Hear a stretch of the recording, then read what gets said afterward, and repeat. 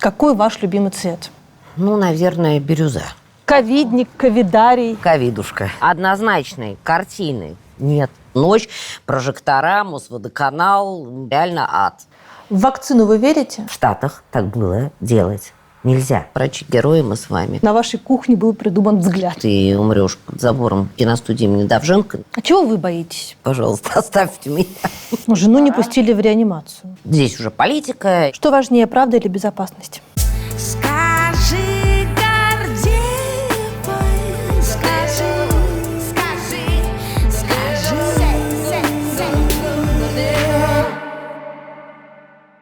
Какие новые слова у вас появились за время эпидемии? Новые, ну, кроме тайвиков, наверное, ничего такого. Ковидник, ковидарий.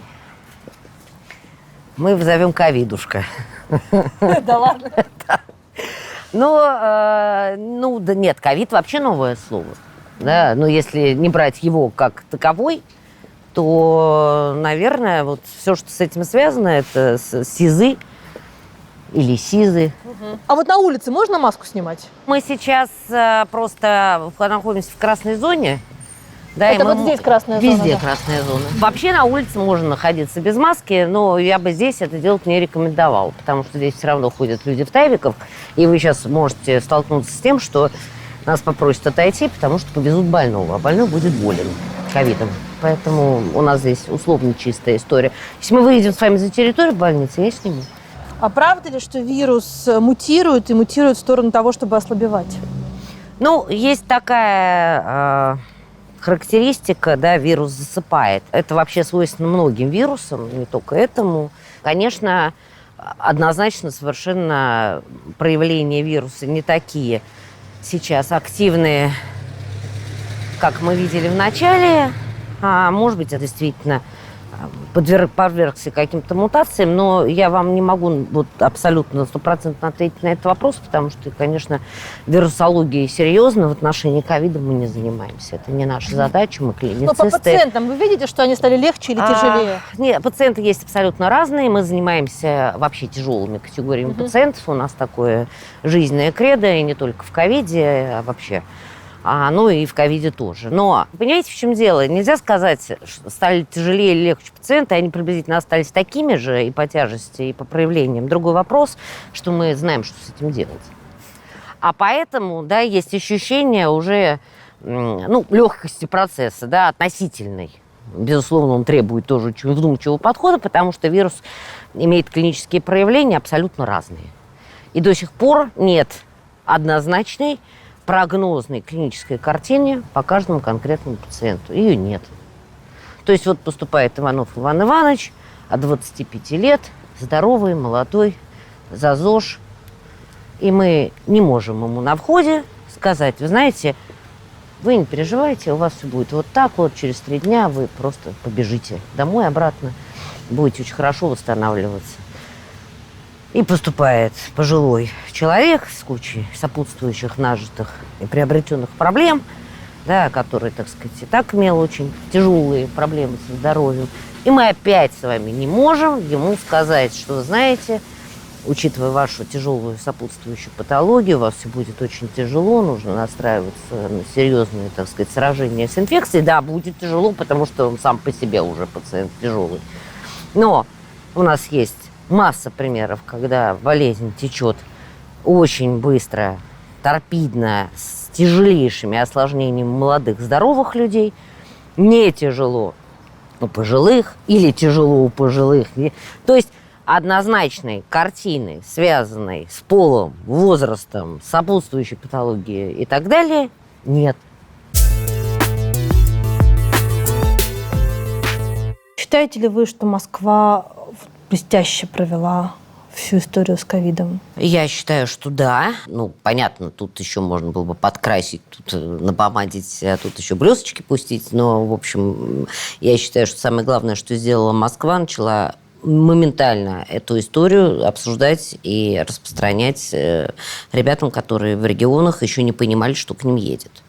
Да, потому что действительно Москва захлебнулась совсем рано, а в регионах еще до сих пор, в общем, в части регионов только началась вот эта история с тяжелыми больными. При том, что мы чего-то там делали, да, физически, мы еще пытались сделать так, чтобы об этом знали все, вся, и максимально делали выводы, в том числе, где мы ошибаемся, потому что у них более-менее тихо, и они видят немножко иным взглядом, да, и что может быть у них, учитывая их особенности, там, субъекта и прочее.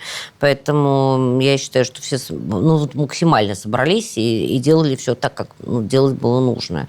А мало того, я совершенно, честно говоря, не ожидала даже.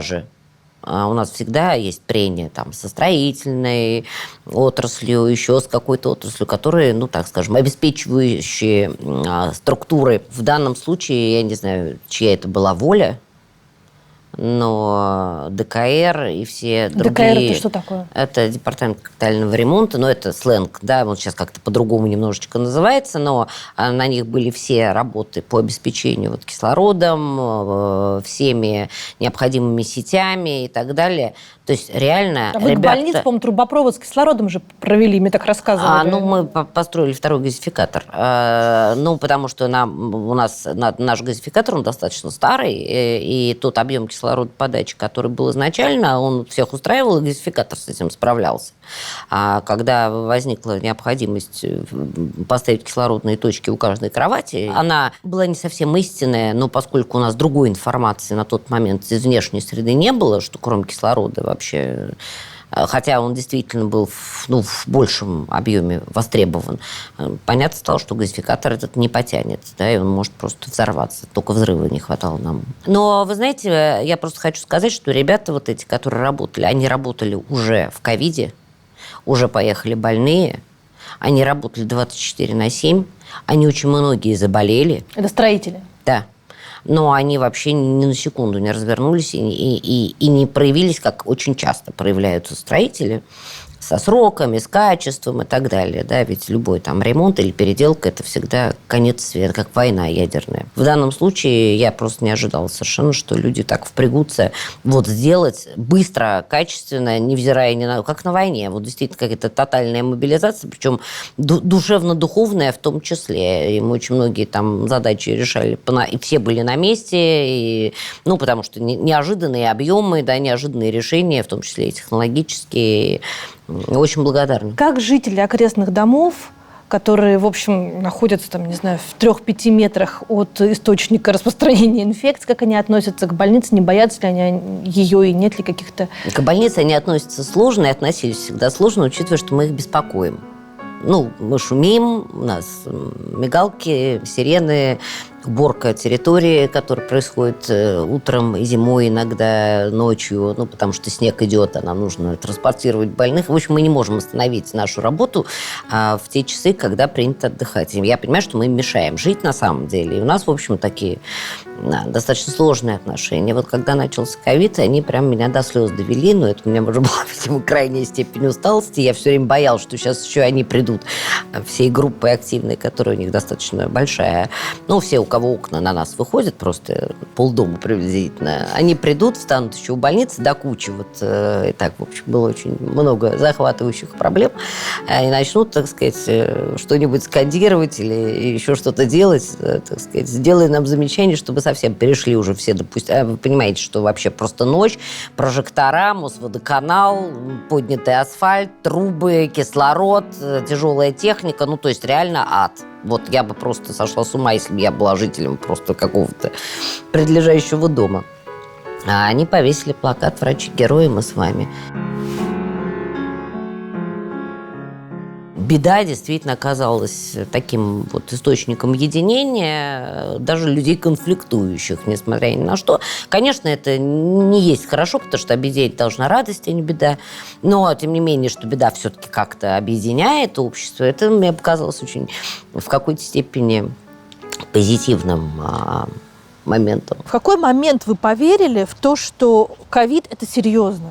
Был момент, когда вы думали, грипп? Нет. Когда работали в аэропорту, мы как раз на 23 февраля 4 дня были в аэропорту, принимали входящий поток с коллегами. Тогда мы отрабатывали эту всю историю, московские клиники, дежурили по несколько суток в Шереметьево сначала, потом уже во всех портах. Мы принимали весь входящий поток, да, анкетировали, опрашивали, брали мазки и так далее.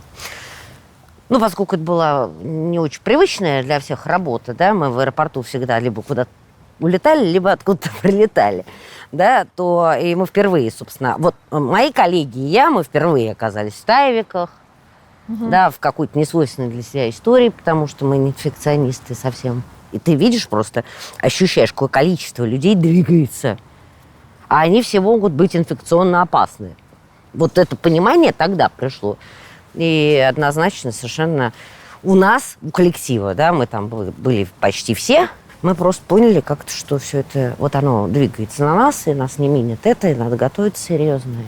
Я скорее другое имела в виду, когда вы поняли, что ковид, вот сам по себе ковид, то есть понятно, что грипп это опасно, но мало ли кто болеет гриппом, ветрянка это опасно, ну прививки есть, и мало ли кто болеет ветрянкой, все как-то выживают. Понимаете, в чем дело? Грипп это не менее страшно и опасно. Мы работали на гриппе в 2009 году, у нас перепрофилировали, ну не всю больницу, а часть коек больничной, и это было очень страшно.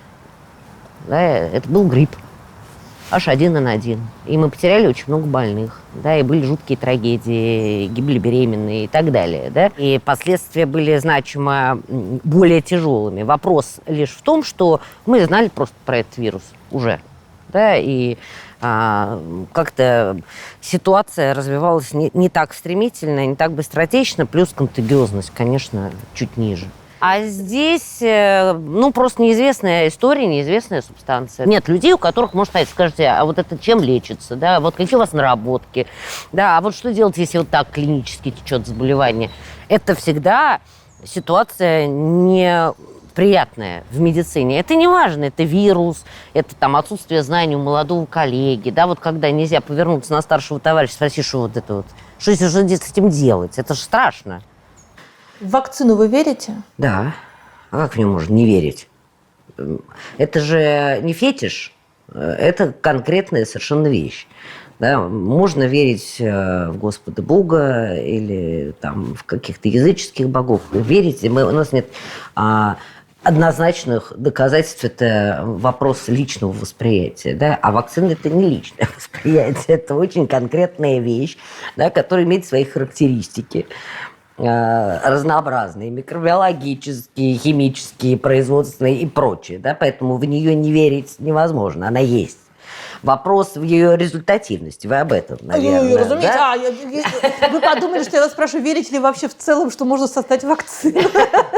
Нет, ее уже нет, но знаете... Конкретно в том, что работает эта вакцина, вы верите? Вы знаете как, я очень надеюсь, и есть уже данные абсолютно точные, да, по второй фазе, по вот тем добровольцам, которые проходили вторую фазу, и по тем исследованиям, которые вел Гамалей, мы сейчас говорим об этой вакцине.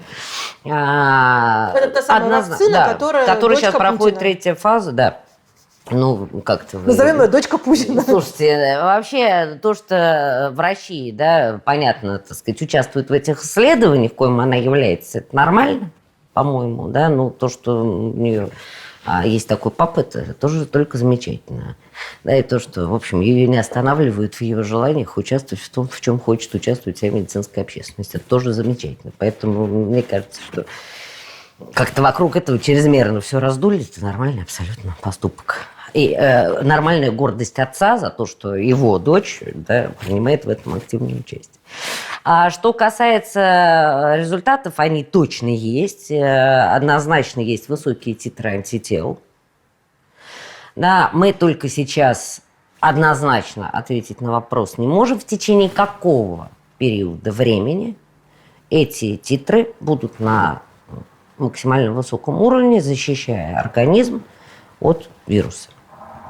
Потому что все это очень короткая история.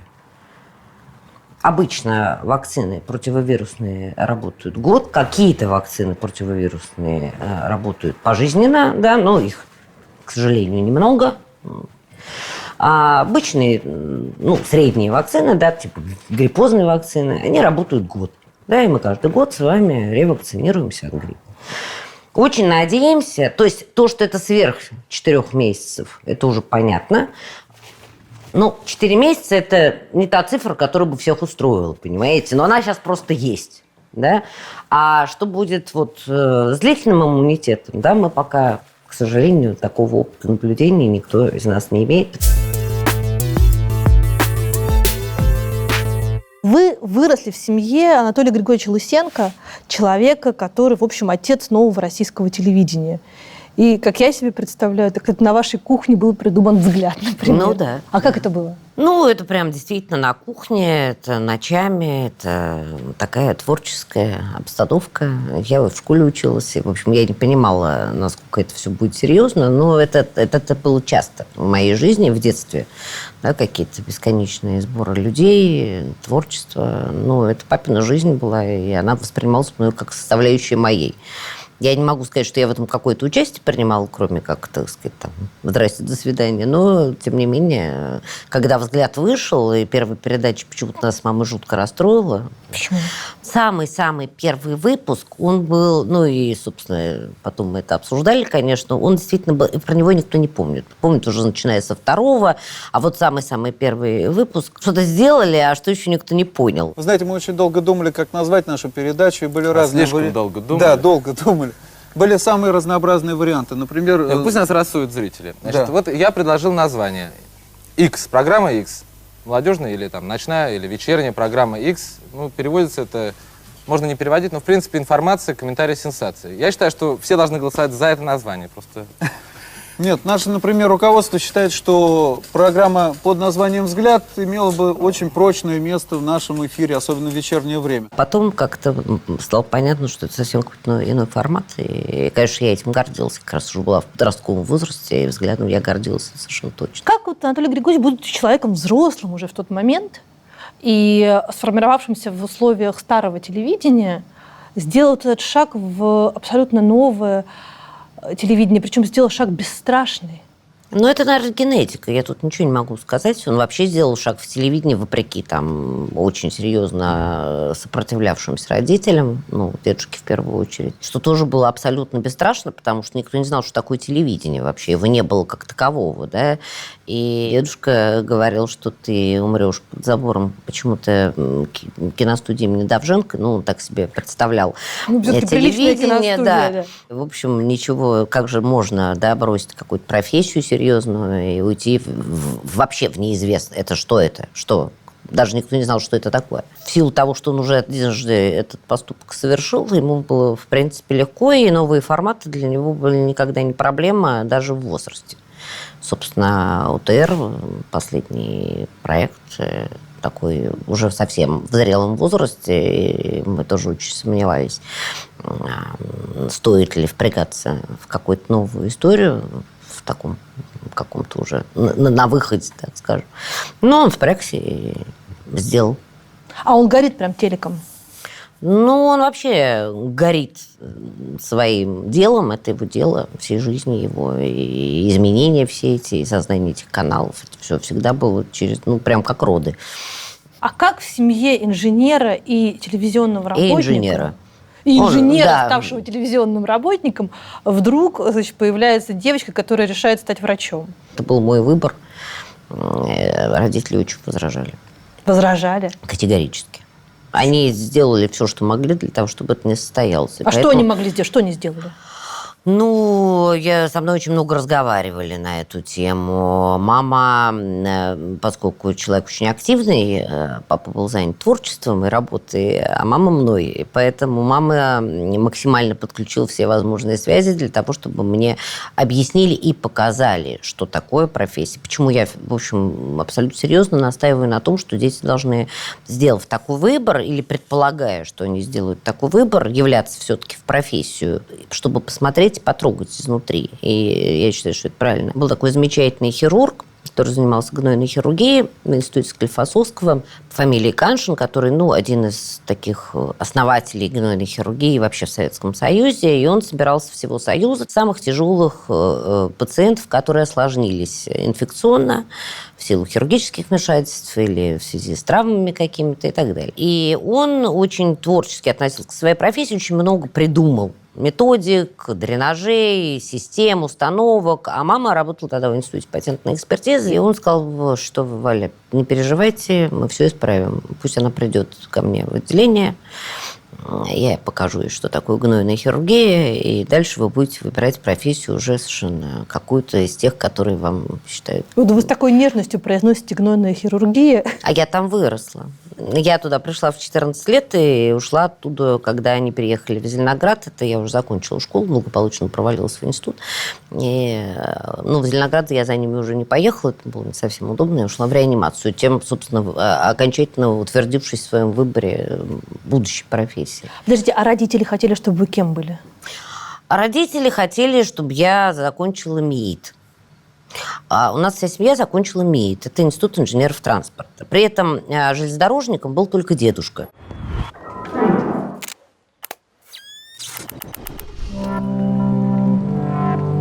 С картой Тинькофф Блэк я готова к самым крутым виражам судьбы, потому что любой в итоге окажется приятным бонусом. До 3,5% годовых на счет каждый месяц. 1% кэшбэк с любых покупок по карте. 15% кэшбэк на выбранные категории, которые можно выбирать в приложении банка каждый месяц.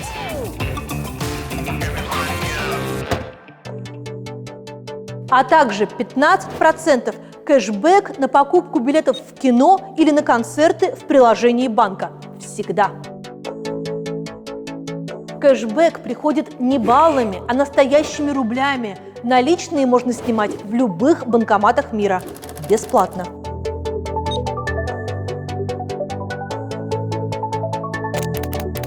Деньги, кстати, можно переводить в любой банк без комиссии. А если вы оформите карту по ссылке в описании и в течение месяца потратите по ней от 5000 рублей, то 1000 рублей вам вернется обратно. Приятный бонус, правда?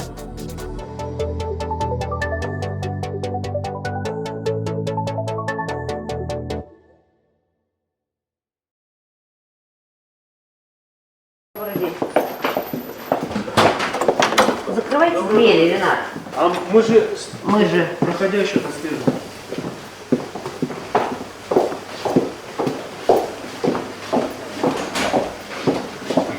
Вы получили Героя труда за войну на Кавказе. Мы получили Героя труда. Да. Мы? Это кто? мой коллектив. То есть вы считаете, люди. что звездочка общая? Однозначно, вообще не моя совсем. А что вы почувствовали? Почувствовали себя? Я была в Чите. Мы помогали коллегам. Была разница во времени в связи с тем, что... А вы заранее не знали, что ли? Нет. Ну, честно говоря, мне даже в голову не пришло, что может быть такая вот... Нет, то, что нам спасибо скажут, наверное, так сказать, в какой-то степени это предполагалось, но, честно говоря, я никогда не испытывала каких-то таких завязок на награды, грамоты и прочее. Они есть, и хорошо. Нет, я, в общем, абсолютно не зациклена на этом, но это важная мотивационная какая-то история. Но что это будет на таком уровне, конечно, это абсолютно не... Нам не пришло никому в голову, это был такой несколько шок. Я абсолютно серьезно считаю, что коллектив, который был рядом со мной, и коллектив других учреждений, которые отработали вот эту всю историю, они, правда, герои, и абсолютно героически себя вели, и вообще проявили просто лучшие качества, свойственные медикам. Ушли из дома, бросили детей, да, остались здесь, не спали, не ели. Я, опять же, утрирую, ели как не в себя, потому что нас кормили. Много чего сделали параллельно, да, не просто были готовы себя кинуть на амбразуру, да, делали это еще и творчески, и предлагали, и чего-то придумывали, и решали. Реально, я им несколько кланяюсь в пояс. Действительно, очень много людей, которым, просто в силу профессии медицинской это не свойственно, да, вот эти вещи, которыми мы занимались в ковиде, они совершенно про другое, да, в своей обычной жизни, и они все тоже впряглись и стали, в общем, терапевтами-ковидологами-инфекционистами, и ни слова не сказали, что вообще Это все не их тошнит. И, в общем, не их профессия, они, в общем, не подписывались. Никто не подписывался, конечно, на такое, да, но все встали и пошли, и я им, просто низко в пояс действительно кланяюсь, и я ими очень горжусь. А звездочка-то где хранится? А ее еще пока не выдали. В медицине вы выбрали тоже одну из самых жестких профессий. Вы реаниматолог-анестезиолог. Ну, это, в общем, не педиатр. Не педиатр, в общем. Круче этой профессии нету ничего в медицине, на мой взгляд. Почему? Ну, потому что это, может быть, поверхностный, но широчайший кругозор. Нет больше людей в этой профессии, которые знают понемножку обо всем. Да, у реаниматолога нет вариантов быть узким.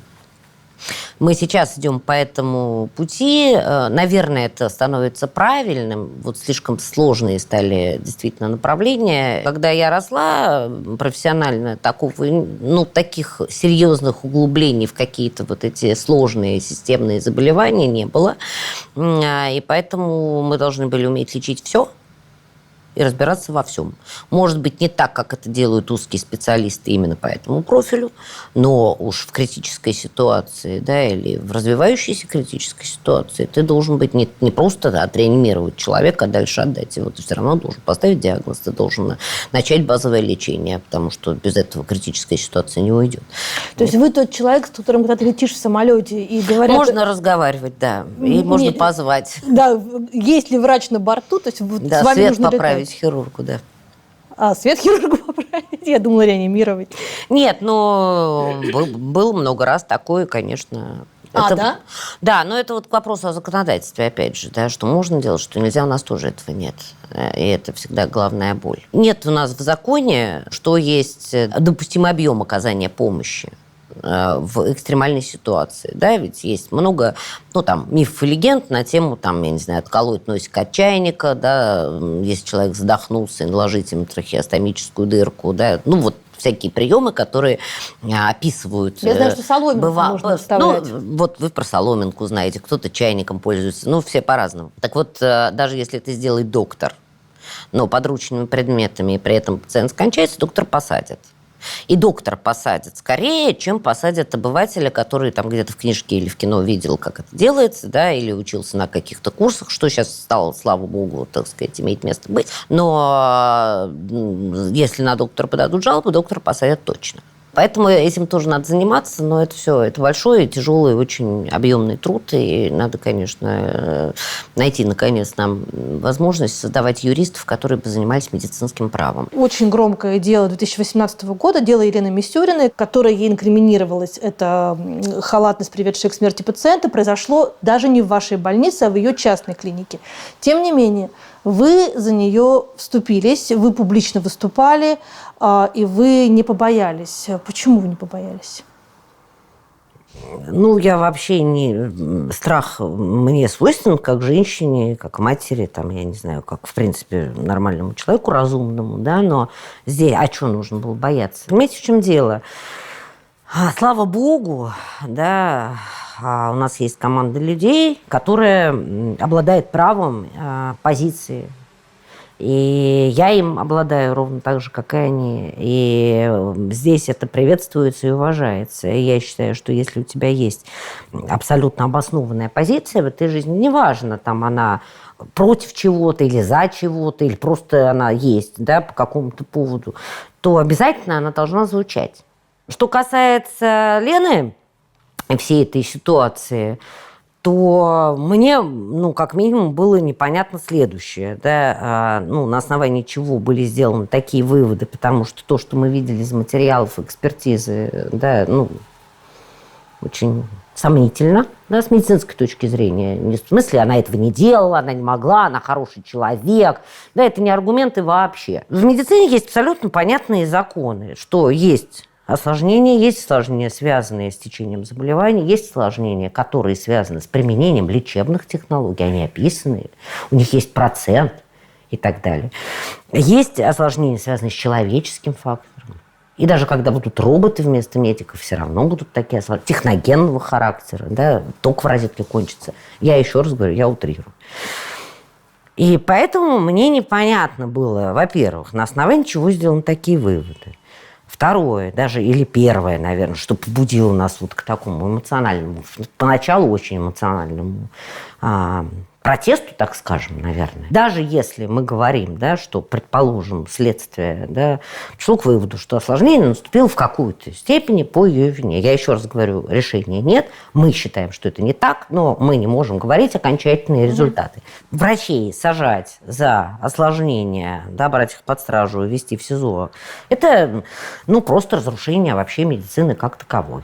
Во-первых, люди будут бояться что-то делать, да, принимать какие-то решения, а в медицине очень много решений, которые нигде не прописаны приказом, указом, протоколом. Да. Вот случился ковид. Какое количество людей мы все вместе, медики, всемирное, да, медицинское сообщество, пролечили off-label. Все вот это, да, это тоже тогда. Кто-то же умер. Когда все это случилось с Леной, ко мне приходили взрослые мужики, и говорят, знаешь, вот там случилось что-то в операционной, да, у нас есть правила. Вот как только ситуация завершилась, или если она не завершается, так сказать, чем-то хорошим, они должны сказать об этом мне. Всегда. И дальше мы будем думать, что с этим как бы делать. Если надо, значит, я туда приду, ну и так далее. Первая мысль, которая возникла вот после ситуации с Леной, как бы вот что же как бы сделать, чтобы вот отойти в сторонку и закрыть глаза и сказать, что вообще вот ничего не случилось. Не собраться и подумать, что с этим сделать, а просто вот закрыть двери и закрыть глаза. Это ужасно. То есть дела врачей напугали? Конечно. Очень серьезно. И все серьезные специальности, в том числе и моя профессия, они вообще, ну, просто вот в такой системе координат они становятся невозможными. Потому что если ты все время будешь думать, не нарушаю ли я пункт приказа вот сейчас, приняв такое решение в отношении там, погибающего пациента, а может быть, вот все-таки нарушаю, может быть, не надо, да? Никакого творчества, никаких вот этих решений, как с ковидом. Нельзя. Почему мы выиграли эту войну частично? Потому что вот там было нельзя. В Штатах так было делать нельзя. Вы помните первую вашу реанимацию? Да, конечно. Что это было? Ужас. Свою первую реанимацию, когда никого не было рядом, я помню до сих пор никогда вообще этого пациента, наверное, не забуду. Это был ребенок. А что было? Да, очень тяжелое заболевание. Это онкологическое заболевание надпочечников. Я работала тогда в эндокринологическом центре. Ну, там вообще одна сплошная трагедия, поэтому, наверное, это запомнилось на всю жизнь. И никогда невозможно эту ситуацию забыть. И ребенок 12 лет, и произвели оперативное лечение, ему уже убрали опухоли этих надпочечников, а я, ну, в общем, еще достаточно молодым специалистом была. И у меня, естественно, были старшие товарищи. И поскольку летом там нагрузка плановое учреждение снижалась, то 2 уходили в отпуск. У нас всего было 4 человека. И мы все делали, как бы, я жнец, на дуде, на балалайке, в свободное время тоже. А я вот осталась с коллегой, замечательным доктором, очень опытным, ну, в то же время еще очень молодым, там, 40 с небольшим лет. А вторая пара, так сказать, наших коллег уехала в отпуск. И вот мы вдвоем, естественно, он занимался этим ребенком, я еще была для этого мала. И во время, так сказать, моего дежурства ребенок ухудшился, начался отек легких. А я позвонила коллеге, попросила, чтобы он приехал. Это был день ВДВ. И до работы он не доехал, его убили. И я осталась одна, физически, вот с этим ребенком. Ну и с возможностью открыть какую-нибудь книжку сейчас и прочитать все, что я не выучила в институте или в ординатуре. И, конечно... Ну, в общем, мы с ситуацией справились, но она, наверное, вот так, инфаркт со мной по возрасту не случился, просто в силу того, что коронарные сосуды были еще тесно чисты. А так, конечно, это забыть невозможно. Ну, в конечном итоге, к сожалению, ребенка этому потеряли, но спустя То есть уже... вы потом еще смотрели за его судьбой? Я потом с ним просто жила там, потому что я не могла уйти, мне не на кого было оставить эту ситуацию. И, у меня таких много было пациентов, с которыми, в силу организационных тогда сложностей, там не было отделения, это не важно совершенно. Я считаю, что это очень хороший опыт, заниматься длительно тяжелыми больными, когда ты в нем варишься, да, и там получаешь результат, естественно. Без положительного результата не может быть вообще никакого ни драйва, ни обучения. Но этого мальчика мы потеряли. И там спустя 10 дней. И это ужасная была моя личная трагедия, и до сих пор ее остается. И человеческая. Вот эта потеря опоры. Во-первых, я потерял друга своего, да, одновременно, а во-вторых, ощущение, оно переломное, на самом деле, в профессии. Это я потом уже взрослым человеком, естественно, начала понимать, что это решение, которое принимаешь только ты сейчас, всю секунду, за чью-то, в данном случае детскую, но, в принципе, чью-то чужую взрослую жизнь, это очень тяжело. Если ты это единожды пережил, необходимость собственных принятия решений, то все будет нормально. И вышел из этого. Там неважно, с каким результатом, но ты принимал решения, да, и ты за них отвечал перед чьей-то жизнью. Но это тяжелая, это правда тяжелая история. В профессии очень многие не справляются с ней. Скажи, Гордеевой, скажи.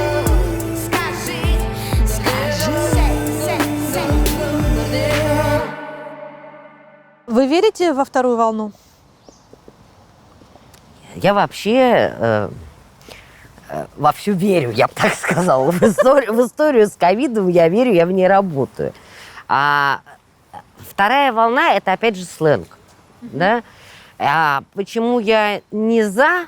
Потому что за такое использование, да, потому что это же организмы, которые нам понятны, да, может быть, уже частично понятны журналистам, а людям, которые слушают это все, они непонятно, о чем говорят, они боятся, что это что-то другое, что это еще более страшная какая-то история, да, этот вирус озлобился, да, сейчас притаился, да, и уже... А на самом деле? А на самом деле это все продолжение первой, да, если рассматривать там море в целом, да, то это прибой.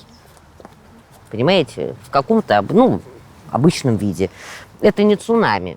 Это вирусная инфекция. Вирус пришел, он никуда не денется. И, естественно, он будет в неблагоприятной ситуации находиться в осенне-весенний период, как все вирусы. То есть осенью будет хуже, летом будет летом лучше. будет лучше, да, мы найдем... И это навсегда? А куда он денется? Грипп куда-то делся? То есть мы теперь с этим будем жить всегда? С коронавирусом, этим видом коронавируса мы будем жить всегда. Мы найдем решение, уже нашли, да, в виде вакцины, мы находим решение в виде коллективного иммунитета.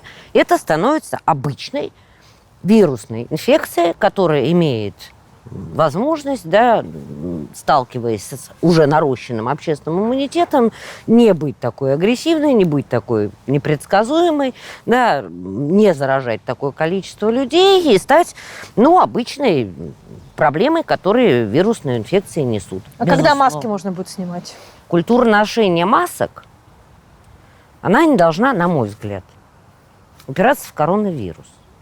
Мне кажется, что все, что происходит вообще в этой жизни, да, у нас, в большей части, к сожалению, это нам свойственно, нашей ментальности. Не было бы счастья, да несчастье помогло.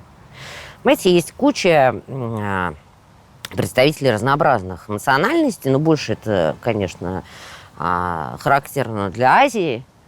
Да, культура поведения в обществе человека, который нездоров. То есть они же носят маски, в какой-то степени от смога и так далее, но, да, в обществе не принято кашлять и чихать на окружающих. Это дурной тон. Это давно существует.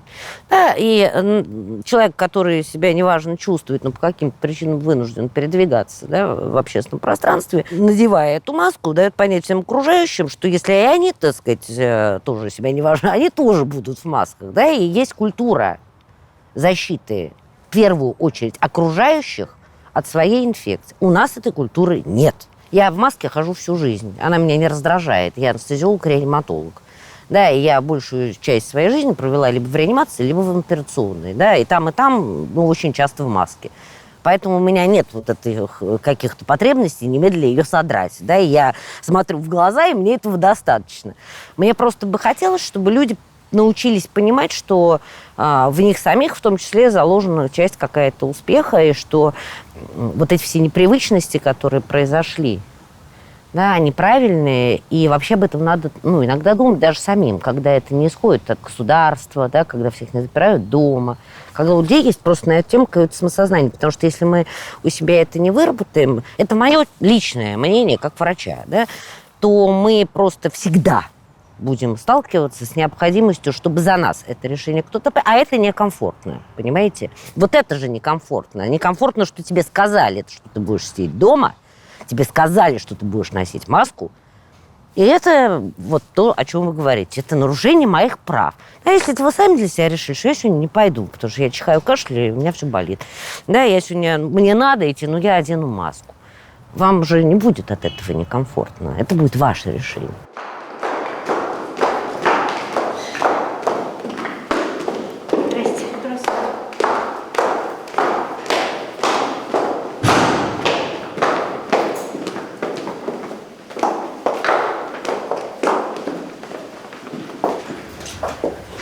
Так, ну что, А пойдемте. почему вот вы не поругали санитарку, что она без маски? Санитарку поругала. Поругаю, но не при вас. Вы никогда не хотели уйти из медицины? Никогда. И сейчас не хочу. Тем не менее, вы стали главным врачом. Вот главный врач больницы, такой огромный, у вас 2500 человек в подчинении. 3. Уже 3? Ставки растут. Ну, ковид. Человек, который руководит 3000 людей. Это больше врач или больше все-таки уже менеджер? Вы знаете, вы про меня спрашиваете. Я больше врач, наверное. Хотя менеджментом, ну, просто я обязана и должна, и занимаюсь. Но для меня врачевание – это та часть жизни, которую я вот совсем зачеркнуть не могу. Для меня это очень важно, интересно. То есть вы ходите в реанимацию? Я хожу в реанимацию, и не в реанимацию, и на консилиумы, патологоанатомические конференции и так далее, и так далее. Мануальные навыки – это не хай-класс, да, это обычные навыки мануальные, которые могут быть у каждого человека, неважно, там, медицинские или не медицинские. То есть интубировать это как на велосипеде есть? Да, научился, будешь интубировать. Сможешь, да, поэтому меня как раз не... о нашей профессии иногда грубо говорят, да что там они трубку сунул, трубку вынул. Больше вся, в общем, вся профессия, да, это хирурги, так о нас называются. Конечно, не в мануальных навыках дело, этому действительно учат, и это можно уметь делать прекрасно. Чем больше делаешь, тем лучше результат. А вот анализировать, разбираться, принимать решения, какие-то находить пути, когда их, казалось бы, очевидно, нет, это очень интересно. И я не могу от этого отцепиться ни в связи ни с чем. Как вы относитесь к тому, что в России до сих пор, в России предлагается в качестве лечения гидроксихлорохин и орбидол, эффективность которых вообще не доказана? Значит, на тему ковида нет ни одного стопроцентно законченного с классической точки зрения клинического исследования. Все это лишь случаи набора каких-то групп пациентов, о которых те или иные медицинские структуры сообщают. И это очень хорошо, и это очень правильно. Все, что касается гидроксихлорохина, да, это препарат абсолютно работающий, да, и мы продолжаем пользоваться. Другой вопрос, что есть категории пациентов, которым он не показан, или как любое вообще лекарство, да, он имеет свой набор показаний и противопоказаний. Его бессмысленно назначать людям, которые находятся в крайней степени тяжести в реанимациях. Он вообще не для этого. Он для полуамбулаторного пациента, условно говоря, да, который только заболел. Я могу сейчас однозначного мнения составить по поводу орбидола. Мы им не работали изначально. Для амбулаторных пациентов, как иммуномодулятор, может быть, он и неплох. Но я говорю сейчас о своих наработанных нашим коллективом, да, мнениях и видениях, и о том, что мы прочитали, естественно, за этот период. Так вот, препараты, которые, да, меняют иммунный ответ, собственно, тоцилизумаб, да, о котором теперь уже все прекрасно говорят, да, вот я вам, как не специалист, задаю вопрос, а тоцилизумаб помогает от ковида? А тоцилизумаб вообще никакого отношения к вирусу не имеет. Тоцилизумаб – это препарат, который тяжело угнетает иммунитет, и который является, условно говоря, следующим, даже не так вот, прапраправнуком гидроксихлорохина, да, ровно для той же цели придуманной, как и в свое время гидроксихлорохин. Говорят, что вы самый главный лоббист гидроксихлорохина. Да, нет, я не самый главный лоббист, я просто абсолютно считаю правильным в ситуации, когда есть разные категории больных, подходить... Это гелий. Это аппарат, который подает нагретую гелиевую кислородную смесь. Она очень хорошо для реабилитации вот при больших поражениях легких, когда пациенты уже восстанавливаются. И наша задача, так сказать, отлучить их все-таки от кислорода. На геле кислородных смесях очень хорошо выходят и восстанавливаются легочные процессы. Вернемся, то есть вы не главный лоббист гидроксихлорохина? Нет, я не главный лоббист гидроксихлорохина, я просто однозначно совершенно могу сказать, что этот препарат на начальных этапах заболевания работает. Вот и все. Хорошо. А делать выводы, что он не работает, потому что в Америке умерло достаточно большое количество реанимационных пациентов, которым в реанимации, которые находились на искусственной вентиляции легких, дали гидроксихлорохин, это глупо, потому что он не для этой категории пациентов, и пациентам в такой степени тяжести он не поможет, и я абсолютно поддерживаю, что его не надо уже применять, когда такая стадия заболевания. Есть для этого другие решения. В 2012 году вы оставили пост главного врача 52-й больницы и пытались стать муниципальным депутатом. Но до выборов вы не дошли. Зачем вы это сделали? Нет, я не пыталась оставить пост главного врача, я пошла в дирекцию. Так. Совершенно не с целью депутатства, а потому что на том этапе нас очень попросили поучаствовать серьезно в этой реорганизации здравоохранения с тем, чтобы в округах сформировать вот эту иную структуру. Мы же очень много сделали реорганизации медицинских учреждений. Мы все равно очень тесно с больницей сотрудничали, естественно. А зачем вы пошли в Мундепы от Щукинского района? Господи, я не могу сказать, что это было мое призвание. Да.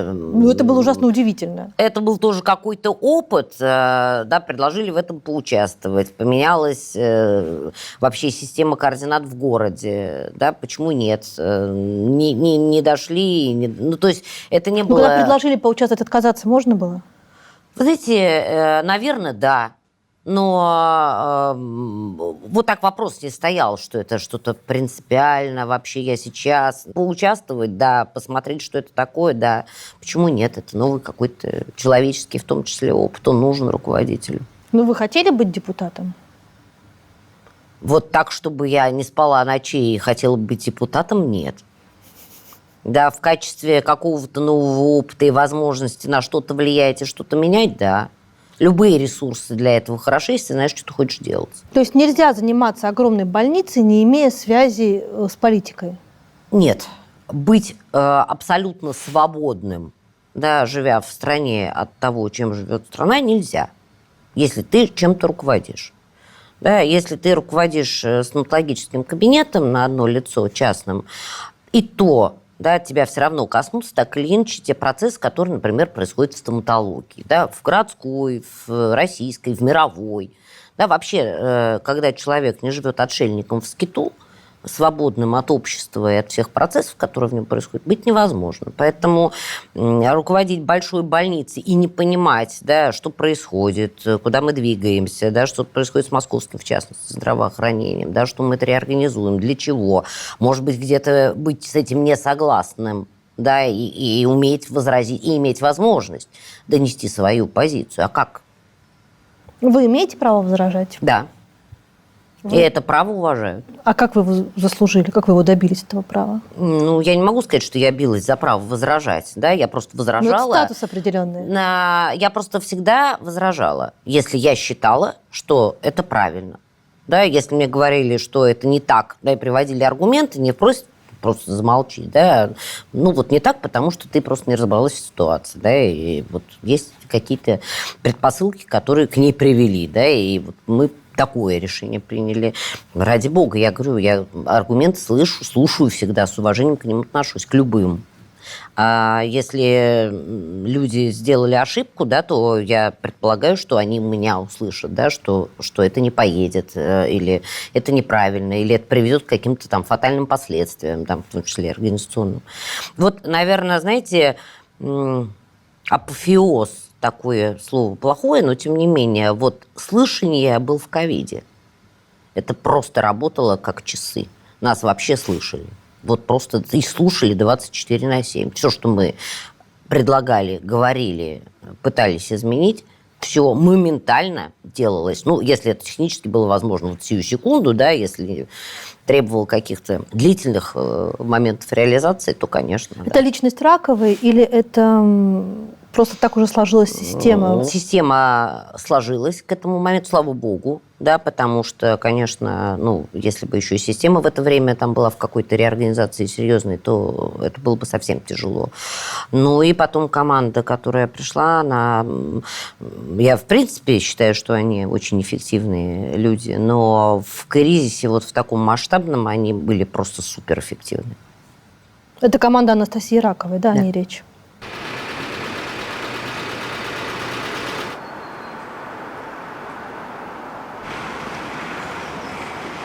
Вы действительно считаете, что вот с точки зрения там, научных разработок, с точки зрения того, как взять этот ковид в клещи, российская медицина оказалась на голову выше всего остального мира? Да. Понимаете, мы вообще были по многим показателям выше. В часть случаев этот уровень был достигнут за счет того, что мы были бедные. Да? Ну, я не говорю о текущем этапе времени, я говорю о исторических фактах. Да? А сортировку кто придумал? Это российское изобретение. Кто придумал систему Семашко, по которой работает огромное количество европейских государств? Мы. Она потому так и называется. Они, правда, ее называют Шимашко Систем. Вот. Но, тем не менее, да, и так далее, и так далее. Мы очень долго жили в ситуации абсолютного финансового, тяжелейшего дефицита, а, соответственно, дефицита технологий. И российская медицина, во-первых, интеллектуально, находясь на достаточно высоком уровне, но не имея материально-технической базы, привыкла работать палкой в поле. И мы еще то поколение врачей, вот я, да, которые застали ситуацию палкой в поле. То есть у тебя есть знания, есть понимание клинических процессов, но у тебя нечем. Ну, безусловно, да, то есть элементарные у тебя есть вещи, да, но такие технологии, которыми Запад пользовался, там, допустим, в 80-е, в 90-е годы, да, были нам недоступны по определенным причинам. И поэтому клиническое мышление в нашей среде развивалось лучше. Очень многие западные коллеги, находясь очень давно в ситуации, когда все понятно, да, вот у тебя есть такой прибор, да, твоя задача, в рамках финансовых возможностей назначить много очень исследований, да, которые в конечном итоге тебе должны дать ответ на все твои вопросы. И, на мой взгляд, это плохая история для медицины, она замечательная, но она должна быть в части своей, да, от клинического мышления, от анализа то, что из себя больной представляет, вот как отдельная единица, от умения с ним разговаривать, от умения его посмотреть без прибора сначала. Да, я считаю, зависит очень много чего в медицине. Вот у меня есть кислородная койка, у меня есть помощь. А если у меня нет кислородной койки, у меня нет... А вот у них выбор встал, и это для медиков это вообще кошмар. Это эмоциональная травма, я не знаю, как они вообще из нее будут выходить, потому что когда ты как врач, да, и я как реаниматолог с большим достаточно практическим стажем, если меня вот поставили бы перед выбором вот этого лечим, а вот этого уже не надо, не потому что он убит, да, а потому что у меня нет просто места, а он уже взрослый. Это чудовищно. Понимаете, у них не было каких-то попыток организационно попробовать эту ситуацию по-другому. Значит, нет кислородной койки, значит, тащи баллон, там, я не знаю. Я сейчас зацепилась за эту кислородную койку, это образ, да, я не про конкретную кислородную койку. Но вот мне кажется, что у нас очень многие решения, вот они, во-первых, что правильно сделал абсолютно, ну, 100%. Все очень быстро было, вот у нас. Да? Вот мы что-то предлагаем, да, это тут же обкатывается, работает, поехали, да, там разберемся. Может быть, оно там будет не идеально работать, но оно вот сейчас работает. Как только ты выезжаешь за пределы Москвы, в Подмосковье и дальше, все становится гораздо более печально. Ну, мне сложно судить, я как-то не изучала Подмосковье с точки зрения оказания медицинской помощи, но мне кажется, что, наверное, это связано с какими-то, может быть, сложностями уже в конкретных местах, потому что вот сказать, что Москва не делится, да, своими наработками, своими организационными решениями. Это вопрос в деньгах, наверное, все-таки. Вы знаете, оснащение реанимационной койки, да, я с вами согласна, это деньги. Да, организационные иные решения – это не деньги, это желание. Что-то поменять, о чем-то подумать. Если есть какие-то неудачи, они везде есть, они связаны, как правило, ну, к сожалению, в большей степени с человеческим фактором и в нежелании что-то решить. Да, конечно, финансирование нужно, но этого никто, собственно, не отрицает. Это здравоохранение, это медицина, это дорогая история. Да, и чем богаче страна, тем больше она вкладывает в здравоохранение. Результаты пока паритетные. То есть нарастающие затраты, да, в тех же Штатах, они в части случаев не дают качества. Они дают хороший выход научный какой-то, да, потому что это очень дорого. Вот заниматься серьезной наукой – это дорогая история. А что касается качественной медицины, ну, вы видите, вот там по ковиду какие результаты. У них же жестокая медицина, у них страховая медицина, истинно страховая. Поэтому сказать, что вот, да, антуражнее, да, они круче. Ну, в большей степени. Мы вот 70-го года постройки. Уже это, ну, это не, как это вам сказать, не то, что даже это некрасиво, это неудобно. Да, сейчас совершенно другие логистические решения должны быть в медицине, а эти прекрасные проекты, но 50-летней давности, они себя изжили. В них неудобно размещать те технологии, которые, естественно, у нас есть. Но это не значит, что у нас их нет, вот, понимаете? У нас в России вообще медицинские учреждения, они примерно с точки зрения открытости для журналистов, для людей с улицы, они примерно как тюрьмы закрытые. Неправда это. Мы уже давным-давно открылись. Так. Да, а у нас все это, знаете, это как демократия. Да? Что такое демократия по-русски? Это вседозволенность, понимаете? Это совсем не так. Да, это очень сложный процесс, еще более закрытый, нежели чем, так сказать, при нашем тоталитарном государстве, как его считают. Ровно такая же история с журналистами и медициной. То есть почему-то общество, и в том числе и ваше сообщество, решило, что если медики готовы, так сказать, к взаимоотношениям, да, то это значит, что в любое время дня и ночи любой человек, в том числе, так сказать, с кинокамерой, может зайти, там, условно говоря, я сейчас утрирую, понятно, да, и ерничаю, в реанимационное отделение, сказать: так, мы сейчас будем, что у вас здесь происходит? Вот расскажите нам, кто это вообще, почему вы его не так лечите, мы прочитали книгу на эту тему и так далее. Это не так, и этого никто никогда не позволит делать. Понимаете? Открытые реанимации, да. У вас в больнице можно прийти в реанимацию в любое время суток родственнику? Ну, в обычной жизни, да. Сейчас нет из-за ковида? Ковид. Как ваш характер изменило то, что вы руководите такой больницей огромной? Никак. Ну, не знаю, может быть, с возрастом увеличилась эмоциональная лобильность. А так... Ну, мне кажется, не это надо спрашивать у моих коллег, которые меня много лет знают, насколько что поменялось, потому что, ну, сложно себя осознавать. Наверное, в каких-то вопросах я стала жестче, но по большому счету я всегда такая была. Главный врач – это человек, который защищает интересы всех врачей, работающих на территории больницы, и саму больницу. Да. Пациент – это человек, который находится, в общем, во власти больницы, пока он болеет. Это наша команда. У нас есть огромное количество людей, которые завязаны на нашу больницу годами, и, дай им бог здоровья, десятками лет, да, и все зависит от нас, сколько этих лет будет, и от них, и от нас. И поэтому взаимодействие с ними, с хроническими больными, с сообществами в части случаев, да, которые на нас завязаны, вот этих пациентов, это неотъемлемо. А как? Ну, а кто принимает окончательное решение? Пациент, его родственники или больница? В идеале решения должны принимать совместно. Да, в первую очередь пациент и лечащий доктор. Что касается родственников, это решение пациента, насколько соотношения в семье, да, позволяют совместные решения в отношении своего здоровья. Но если нет взаимодействия, то даже правильные решения будут абсолютно криво воплощены. Поэтому мы, в общем, очень много занимаемся тем, что мы пытаемся налаживать всеми возможными и невозможными способами формат взаимоотношения, потому что в части, ну, в большей части наших пациентов это история надолго.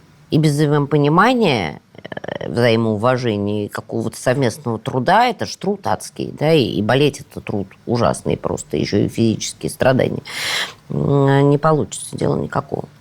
Как вы оцениваете то, как повел себя менеджмент, в первую очередь, наверное, менеджмент Омской больницы в истории с отравлением Навального? Знаете, вот вы меня, ради бога, извините, не потому что я не хочу, я избегаю этого вопроса, у меня как-то я была в отпуске. Я только не поняла, почему нельзя было эту проблему. Я сейчас про медицинскую проблему. Я не про анализы, я не могу их оценить, я не знаю, да, что там было и к чему все пришли. Это тоже большой вопрос, да. Учитывая, что здесь уже политика, и никто не хочет ни с кем ничем делиться, и, понятно, и с одной, и с другой стороны очень удобная тема для того, чтобы на ней топтаться теперь.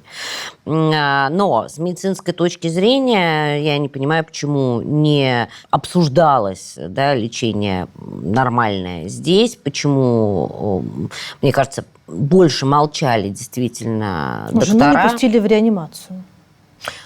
В больницу почти не пускали. Вот это абсолютно, наверное, ошибка их. Да, нельзя этого делать было, особенно с учетом того, какой фигурой является. Я достаточно... Он у нас в округе в основном, так сказать, начинал свою активную политическую деятельность, и как раз в силу того, что я была директором дирекции, мы там в том числе этим, да, вынуждены были заниматься, мы много очень общались на разные темы, он много раз заезжал ко мне в стационар. С Навальным вы общались, да? Да. Я понимаю, что вот в этой ситуации действительно, наверное, для коллег это оказалось фатальной какой-то ошибкой, потому что они прекрасно бы справились с этой ситуацией. Я имею в виду медицинской ситуации. А что касается того, что на этом выросло, да, это просто, ну, вот кто-то где-то не додумал, что здесь максимальная открытость является абсолютно способом вообще избежать какого бы то ни было конфликта. Как врач, врач региональной больницы, главный врач региональной больницы может противостоять давлению? Любому. Как любой главный врач, любой региональной или какой бы то ни было больницы. Страшно же должно быть. А чего бояться? А чего люди боятся? Работу потерять? Нет, ну, работу потерять, наверное, страшно, но нужно научиться с этим страхом жить. Ну, а что теперь делать? Все время бояться потерять работу, вообще ничего делать не будешь. Я еще раз говорю, медицина, как любая сфера деятельности, а медицина, наверное, наиболее опасная сфера деятельности с точки зрения потери работы. Ну, вот так, да, можно там неправильно положить газ, да, не самой, а кем-то получить какие-то техногенные последствия и потерять работу. Ты отвечаешь за все. На эту работу можешь потерять каждые 15 секунд. Если все время об этом думать, незачем наниматься на такую работу. Проще что-то делать более спокойное, за что отвечаешь только вот конкретно ты, да. В медицине это вообще не может быть. Ты все время с больным взаимодействуешь каким-то, да, и если все время этого бояться, я не знаю, как с этим можно жить. Это, как мне кажется, какое-то расстройство даже в какой-то степени личности, да. Ну, то есть я допускаю, что это есть, безусловно, но люди с таким характером не могут идти на руководящие должности и все время всего бояться. Надо уметь доказать и объяснить свою позицию. И сделать так, чтобы тебя могут не услышать. Да, ты можешь оказаться действительно проигравшим. Это как в лечении. Ты должен сделать все, что от тебя зависело. Если ты сделал все искренне, абсолютно, что от тебя зависело, и не справился, это поражение, но не... которое тебя приведет в дальнейшем к тому, что ты потеряешь вообще профессию, уважение коллег и так далее. Да, это просто отсутствие опыта. А если ты сам себе этого вот по-тихому сказать не можешь, то, значит, ты очень сильно неправ. Да, и нужно думать дальше, стоит тебе вообще в профессии. А если бояться, ну, я тогда не знаю, чего. А чего вы боитесь? Я боюсь за родителей, за ребенка, как нормальная, ненормальная мама. За своих коллег я тревожусь, да, очень часто. Это не боязнь, да, это какое-то такое вот у меня было в начале ковида. У меня был, наверное, в какой-то степени страх, что мы кого-то потеряем. Вы потеряли медсестру? Да. Но в масштабах больницы получается... Это не масштабы больницы. Мы потеряли коллегу своего. И нам теперь придется с этим жить, который много лет работал в больнице. Мы все, что могли, сделали, действительно, но вот так случилось, и это ужасно. И если бы этого не случилось, это было бы, конечно, большое счастье. Слава богу, так сказать, больше таких у нас фатальных последствий не было, но это все равно, это не важно.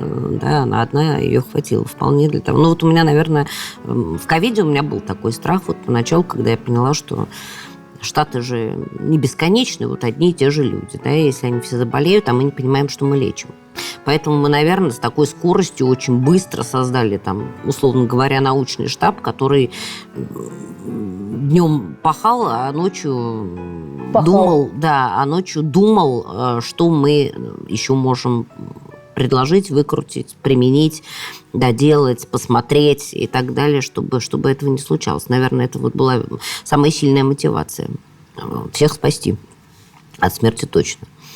В целом в стране есть некоторое недоверие к тем официальным цифрам заболевших, выздоровевших и так далее, которые публикует оперативный штаб. Насколько эти цифры действительно достоверные? Во всяком случае, все цифры, которые подает мое учреждение, я же не представитель официального штаба, да, я в том числе единица, которая подает свою статистику. Да, вот мои цифры бьются с моими цифрами. Сталкивались ли вы с какими-то, может быть, даже не указаниями, но просьбами не во всех случаях ковида писать ковид? Нет. Если у нас есть ПЦР+, или у нас есть приказ, да, которому руководствуюсь, который, естественно, родился в ходе борьбы с ковидом. Мы имеем право выставлять диагноз ковид, в том числе для страховых компаний, и в том числе до фонда обязательного медицинского страхования, в том числе и для оплаты по УМС, на основании либо ПЦР-диагностики или ИФА-диагностики, которое тоже нас догнало, да, на каком-то этапе, или на основании клинических данных.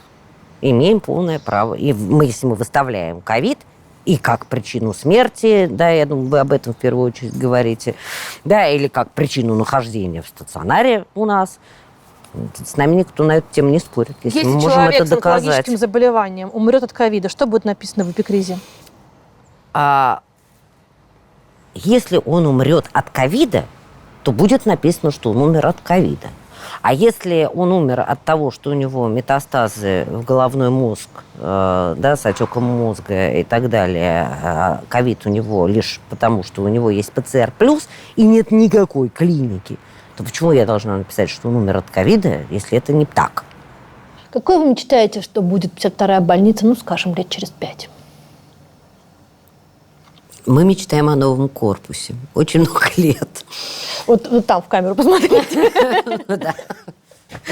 Нет, действительно, мы с вами говорили, что, конечно, мы архитектурно уже, так скажем, несостоятельны. Я понимаю, что это не, мы большие все, и это не единственное учреждение.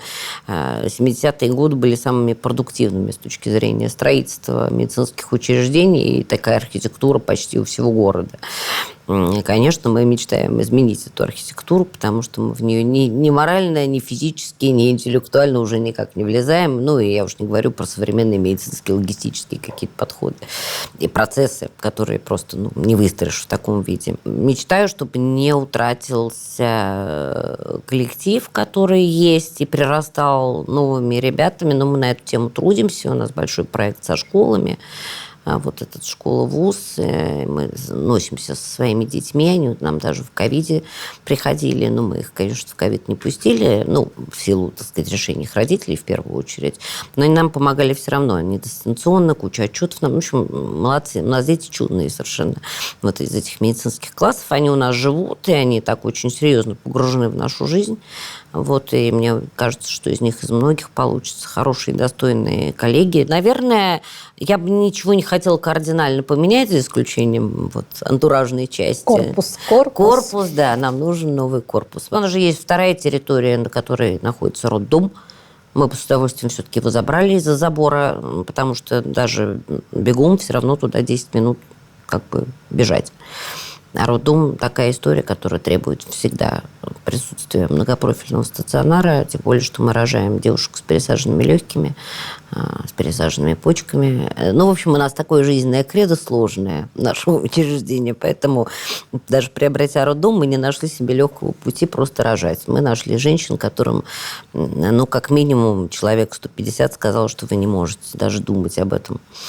И мы помогаем стать мамами, и от этого еще больше добавляем себе кайф. И все делаем исключительно из меркантильных, духовных, вампирских соображений, потому что, когда у нас родила наша пациентка с пересаженными легкими, впервые в России, даже дело не в этом, она-то очаровательная совершенно девушка, у нее родилась очаровательная Катя, и это было столько счастья от нее, что мы просто наелись этого внешнего счастья, это безумная, действительно, энергетика, которая в медицине очень важная. Поэтому, наверное, такая мечта. Главное, чтобы была возможность сохранить то, что есть, и это как-то развивать и приумножать. И для этого нужны, конечно, и технологии. Но это все сейчас есть, это все доступно. Технологии, слушайте, я думаю, что когда вы входили в профессию, вы вообще представить себе не могли, что вообще люди будут с пересаженными легкими ходить на двух ногах и жить, а уж что рожать тем более. Вы знаете, когда я входила в профессию, я прекрасно помню, как выглядели многоразовые капельницы, многоразовые шприцы, как точить иголки об кафель и сделать так, чтобы они были поострее, внутримышечные, и так далее, и так далее. Поэтому я много чего помню. И, конечно, за мой период становления очень трансформировались и технологии, и медицина.